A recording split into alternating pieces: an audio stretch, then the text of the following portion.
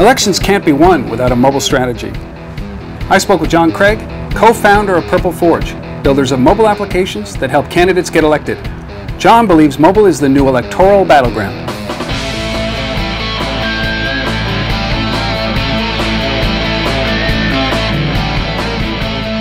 Here we are, sitting at the base of the federal government, the seat of political power in Canada.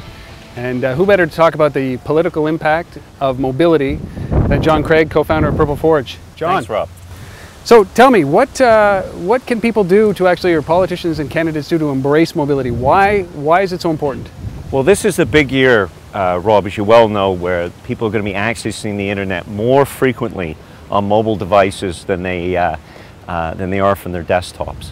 And that creates an opportunity for any of the parties to be able to get out, reach out to Canadians on mobile cell phone devices and engage them to get out to vote and to give donations to parties. So is that really what it's about? It's about engagement? So, I mean, what's the impact of this?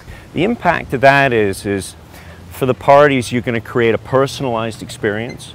They're going to be more transparent, which is something they've been talking about for years. They want to be, but now they actually can do it. And instead of special interests having politicians in their pocket, you'll be able to have a politician in your pocket on your mobile device.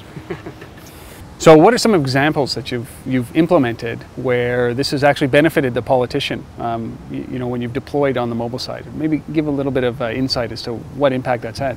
Well, where we saw probably one of our biggest kicks was down in Colombia with Juan Manuel Santos. And we released an app down there and it got on the front page of his website and we immediately got 1,000 downloads.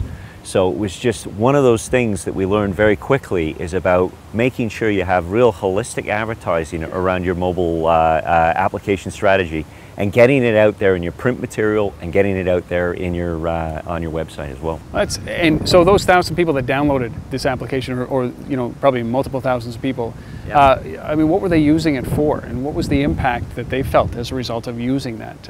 Was it getting closer to the candidate? Exactly, which it was. It was about Juan Manuel Santos reaching out to the people of Colombia, elocuting his proposals, and allowing people to follow him wherever and whenever they may have wanted to. So was there any discernible impact on the election itself as a result? Are you carrying metrics as a result of?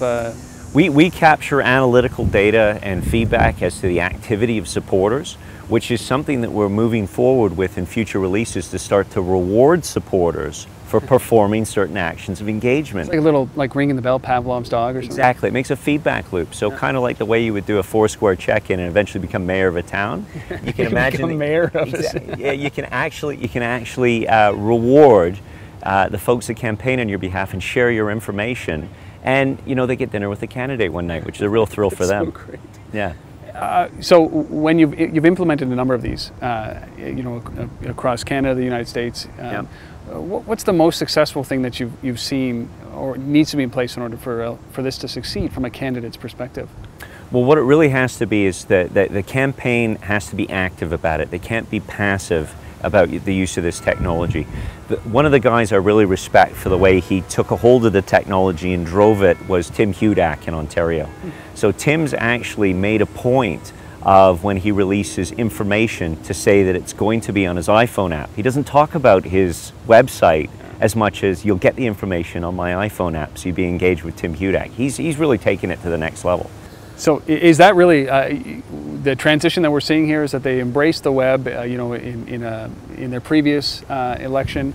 Now they're embracing mobile as the way to go. We talked a little bit about it earlier, about the fact that more people will access, you know, the web through a mobile device. But what about these iPhone applications or any kind of smartphone application? Any kind of smartphone. Well, it just happens to be that the iPhone is 65% of the mobile download market. And a lot of people come to me and ask the question, he says, well, when are you going to do the BlackBerry application? And my response to them is, if you've got a really good email campaign, BlackBerry was purpose-built for the email world. Yeah. Apps are about personalization. They're about people making decisions to support you. BlackBerry's always been about, you know, enterprise push technology and what the enterprise wants you to do. So straight talk from the campaign. Apps are fantastic for that, and that's kind of what sets them apart from other broadcast medias that I find out there. So shift gears here a little bit, because what can a candidate expect? What are the expectations, when they deploy or they launch an application to assist them in reaching out to their, for a little bit more engagement with their voters or constituents? So the first thing that they can expect right now, because it's new, because it's novel, is they're going to get a tremendous amount of earned media. Tim Hudak got a tremendous amount of earned media out of his application. Santos did as well. Chuck DeVore did quite well getting media out about his iPhone application. That's the first point. The next part is the engagement, obviously, which we've spoken of. The third thing is they get to displace paper as a way of outreach. So instead of spending money on so many door knockers, instead of spending money on lawn signs, okay, which generally just end up in the campaign manager's basement at the end of the affair, you are greening up your campaign, but you're doing it in a cheaper fashion. Okay. Yeah. So who is doing this the best? Countries, parties, name it. Well, it's believe it or not, it's the Republicans in the United States, and they've overtaken the Democrats in what everybody thought was their leadership in social media.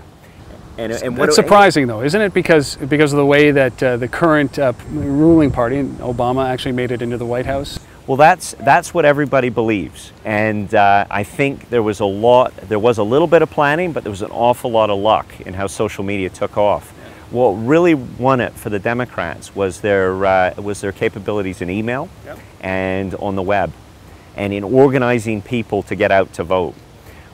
The Republicans have since learned that they had lost contact with their base, and in order to reestablish that contact, they have done more on community engagement and outreach than the other party has, and that's from 2008 to today. They've turned the tide considerably. So they've bypassed what won the election in 2008 and are leading now with mobile. Is that how they're doing this? It's mobile. It's Twitter. It's Facebook. They're risk takers. In fact, they've thrown out a lot of the traditional lawn signs, door hangers. They've gone paperless. Rick Perry's campaign went completely paperless in Texas for the governor. That's just one example. Republicans are taking more risks than the Democrats are, but that's what happens when you're trying to beat the majority. When you have to unseat an incumbent, you think of things in an innovative way, I suppose. Exactly, and mobile applications are a very,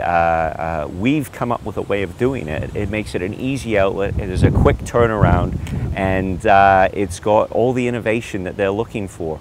Relative to the opposition, that really differentiates them is what they're looking for. So they build this out. They build a mobile application, and they have certain expectations of what they can actually get from this, whether it's deeper engagement, communication, touching their constituent or the voters. How are they leveraging this tool? So it's not just another medium to replace lawn signs. Yeah. It has to be something that gets them more votes or gets them closer to their voters, right? Exactly. The whole point is all traditional political broadcasting to this point has been unidirectional. It's been pushing information out to people. What we can do in mobile and what we can do in the web is all about bidirectionality, and more so in mobile because it's personal. It's in your pocket. Yeah. You can actually send a notification out to a donor's pocket. It buzzes, he picks it up. There's a 97% read rate on this. If it says, I need your donation today for what I call the mobile money bomb. They have these mobile money bomb. A mobile money bomb, which is they try and raise hundreds of thousands of dollars in 48 hours. They can do these pushes. They can get that that you can get donations collected in rapid fashion, and that's just one example of what they're looking to do. The other thing is they can measure how the analytics. They can get analytics back on their activists, their supporters. They can see who's performing the actions, and they can reward them accordingly. As I was saying before, they can take them out to dinner if they have the measurement, if they have the bidirectional communication. Also, when they become a listening organization, they've got a greater chance of people respecting them and believing that they're actually engaged in the political process, which is something that most politicians have, in modern times, have moved away from.